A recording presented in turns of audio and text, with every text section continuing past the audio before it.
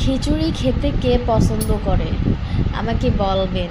আর কে আলাদা আলাদা স্টাইলে খিচুড়ি রান্না করতে পারে প্লিজ আমাকে কমেন্ট করে জানাবেন।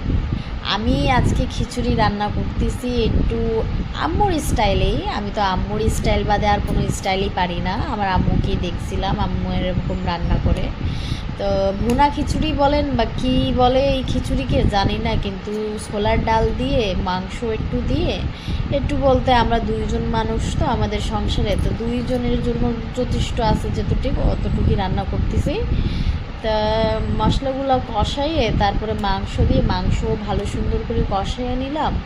আমার তো স্টাইল এরকমই, কিন্তু আরও অনেক মানুষ আছে, সবার স্টাইল আলাদা আলাদা। একটা ভিডিও দেখছিলাম একদিন, একটা আন্টি রান্না করতেছিল শুধু সেদ্ধ করে তার উপরে উপরে মশলার একটা বাগার দিয়ে দিয়েছিল।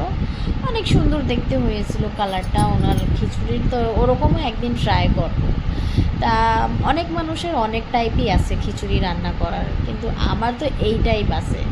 এই দিয়ে দিলাম প্রায় 5টা সিটি, হ্যাঁ 5টা হুইসেল দিয়ে দিলাম। তারপর মাংস আরও একটু কষায় নিলাম, ডাল আলু সবই দিয়ে দিছিলাম। এখন আলু দিয়ে দিব, সুন্দর করে কষিয়ে তারপর পানি দিয়ে, না আগে ভাতটা ভাইজে নিছিলাম, সঙ্গে সঙ্গে একটু কষায় নিয়েছিলাম ভাত চালটাও, তারপরে পানি দিয়ে বসায় দিয়েছিলাম। অনেক সুন্দরই হয়েছিল রান্নাটা। তো হাজব্যান্ড তো বলছে, আমরা সেই দিন কালকের দিন রান্না করছিলাম, তো আমরা 2 বেলা খাইছি এই খিচুড়িটা, এত স্বাদ লাগছে হাজব্যান্ডকে।